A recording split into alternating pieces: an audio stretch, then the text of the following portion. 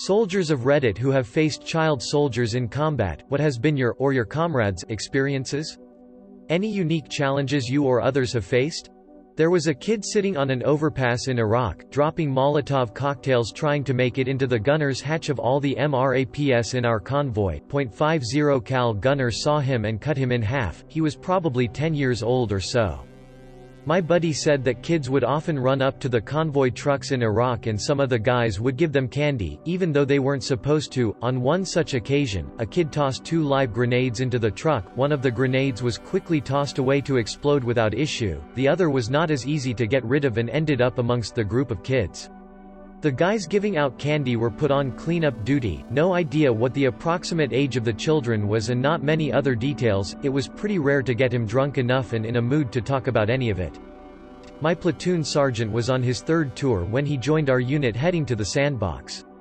I'll probably never forget the time he just dropped in casual conversation, in a joking manner, "You can take home a lot of things from your time in service, but I'd rather not have been the first guy in my neighborhood with 3 confirmed kills," and he just kept talking from there like he didn't want to give anyone else a chance to question what he just said.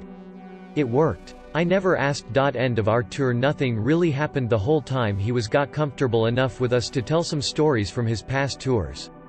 One of them involved meeting a 13-year-old Iraqi boy awkwardly trying to carry an RPG in the suburbs of Baghdad, and the sergeant just up and running at the kid, screaming at the top of his lungs, firing his weapon as fast as he could in the air, scaring the kid enough for him to drop the RPG and run. I never saw his file to see if he had a bronze or silver star, but I think he earned something that day.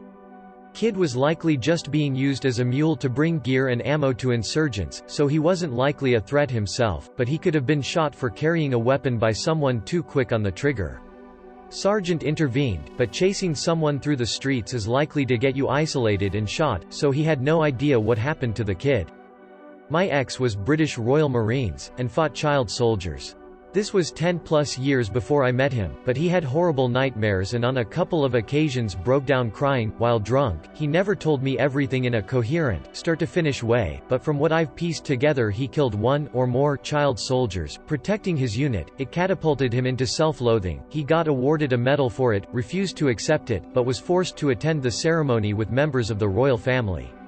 Only got through it by drinking himself into a stupor and then spent the next 4 to 5 years with a serious coke habit before being able to transition into more moderate alcoholism, so yay.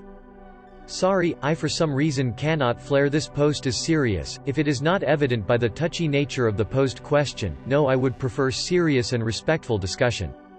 I knew a guy who served and we got drunk one night and I was the idiot who asked, "What's the worst thing you saw while serving over there?" He got quiet and got this far away look in his eyes and then he told me this story. I was in an armored convoy and we were in the middle of a patrol, but it had been a pretty normal day.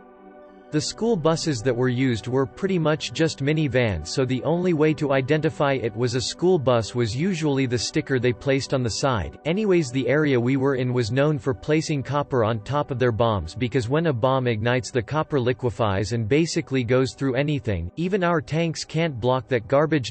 So we're on patrol and a bomb goes off about 10 feet to our right and I figured I was a dead man. Right then a school bus drove by and provided cover from the blast, so only one of our soldiers was hurt, but not seriously. However, that school bus was blown to hell. Most of the kids died, but the worst part was the driver of the school bus survived, who was a middle-aged woman, but her legs and arms had been blown away from the blast, so we had to drive her to the nearest hospital. I'll never forget her screams, especially because she had to sit under my legs since we had no room. She screamed and screamed, but mostly I won't forget the arms and legs of the children that had been destroyed from that blast. It will haunt me forever. Deleted.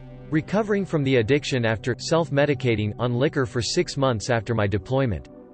I was with the SADF back in Angola. My platoon and I had few brushes with the MPLA. We mostly met poorly trained militias armed with old Soviet gear, but I remember on one occasion, we were entering a village where we were supposed to get water. The village, if we can even call it that, had around 10 to 15 actual houses, and of those at least half were abandoned.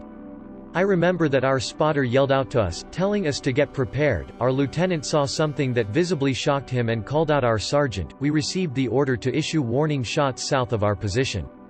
That's when we all saw it, around 30 to 40 kids with guns bigger than them with a fefew adults who seemed to be their co-s. Our sergeant ordered us to target the officers, and we did, even after all 6 of their adults were Kia. The kids still continued to shoot, with no control of their fire. After maybe 5 minutes the order came, fire at will.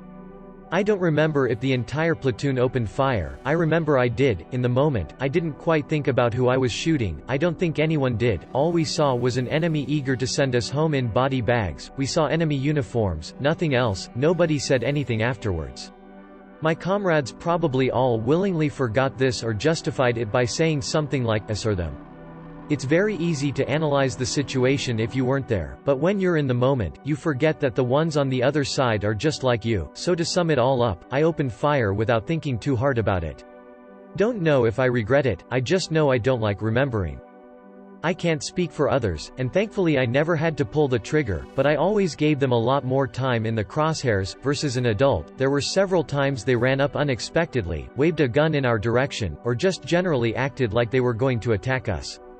I'd put them in my sights and beg God, please don't make me do this. Thankfully, every time, they'd stop what they were doing. If it were an adult aiming a weapon at us, they'd get zero thought. I remember the ones I didn't pull the trigger on so much more than the ones that I did. I'm sure a lot of soldiers would disagree with me, but I sleep just fine at night. Didn't actually pull the trigger on the kid but was ready to convoy through a village, and the kid reaches into a pocket and pulls out what looks like a grenade and tries to throw it. I hesitated, the grenade slipped out of his hand behind him. It was darn rock. I was ready to kill a kid over a fluffing rock. If it was a grenade and he managed to throw it, my hesitation could have meant my buddies' lives. I'm glad it was rock.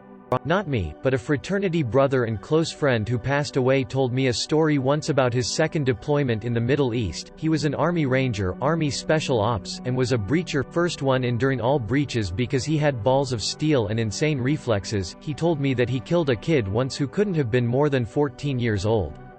He said the action wasn't what haunted him, he said it was how it happened. He was leading the team through an alleyway to a door that led to a suspected illegal weapons cache, and he held his breaching shotgun up to the door and gave count, and as soon as he was about to breach, the door swung open and a kid leaned out through the door with an AK-47 pointed outward. So he blasted the kid in the face with the breacher shotgun, and he said the look of surprise on the kid's face was what bothered him, a mix of surprise and inevitability of his doom. There's no running from a fluffing shotgun blast to the face. Not really the same thing, but this question reminded me of something I read in Stars and Stripes. While I was deployed, some army unit was doing daily patrols through some garbage hole town I can't remember the name of. They did this patrol every day and the locals got to know them pretty well and didn't seem to mind, and the kids in town would run alongside the convoy and beg for candy. A bunch of soldiers started tossing them stuff from their MREs. It was a hearts and minds type thing, I guess. Anyway, one day while on this routine patrol, an IED ripped through the convoy while it was stopped and a bunch of kids were gathered around. I can't remember the exact numbers, but I think like maybe 4 soldiers were either killed or wounded and something like 20 or more kids were killed. I know it was a pretty high number, and the first thing I thought was, Goddard, this village just lost like 20% of the kids that live there. I wasn't on this convoy and I don't know anyone who was, but I had been on the same sort of mission dozens of times and could easily place myself there. I saw kids get killed by insurgents and allies, but I never saw a mass casualty situation involving little kids like this. During Operation Iraqi Freedom in 2004, I was on a 4-week operation in northern Iraq on the Syrian border with 1st Stryker Division, 4 strikers, 4 men each, spaced every 5 miles, boring as all get out, as we were literally just watching the same paths, day in and out for 4 mind-numbing weeks. Within the first few days, an old woman from the local village would show up with a few kids and some pita-type bread. They'd give us stacks of the bread to eat and we'd give them candy and water. This carried on every day into the 2nd week until one day, it was all different. Instead of the old woman and kids, this day, it was a lone, little girl, maybe 8 years old. Immediately the 5 of us on my truck knew this was not okay. Ya see, we'd usually see them coming up over a rise in the direction of the nearest village, a mile and a half away. Our trucks had what is called an LRASSS on them, long-range advanced scout surveillance system. John could read numbers off a credit card from a great distance, and when they did, they were usually running and excited, happy and smiling. This day, the single little girl slowly walked over the rise towards us, sobbing uncontrollably and carrying a huge stack of the pita-type bread. We called it in to our platoon sergeant and applied our learned rules of engagement. Initially we screamed at her on the bullhorn. Tawachuf asa'atlik alnar, stop or I'll shoot in Arabic. All I ever bothered to learn, oh and Sayahara, Sigurt? Anyways, still she pressed on. Once we saw she wasn't going to stop and walked within 400 meters of us, we began to take warning shots into the air. Still she walked towards us, we began to shoot into the dirt 30 meters to her right or left. She pisses herself and pukes, still holding the bread, still walking towards us. Now she's 200 meters from us. The whole time we are relaying the situation to our platoon sergeant. He's screaming over the mic to all 5 of us, I'm gonna be there in 5 mics. If the threat isn't neutralized by the time I get there, I'll do it myself. Me and one soldier had kids, so we agreed we definitely weren't shooting a kid, and the other 3 agreed. Everyone just froze up. Between the platoon sergeant screaming over the mic, seeing the girl so obviously distraught, literally pissing all over herself and throwing up, knowing she's probably gonna blow up and one or more of us is gonna be injured or worse, seeing her still trudge forward amidst the screams over the bullhorn and the warning shots ringing out, madness, we all just froze, not wanting to kill a kid. And just like that, when 100 meters or so away from us, we heard a shot and then saw the hit against her chest and she fell flat backwards, pita bread on her chest. Our platoon sergeant had came up behind us on his truck, and just as he said, if the threat wasn't neutralized by the time he got there, he would do it himself. So he did. We waited for 4 hours for explosives ordnance disposal to come and confirm. The stack of pita bread was hollowed out and 3 fragmentation grenades were inside, thin wire looped through the pins and around the child's waist, meant to be off pulling the pins and blowing us up.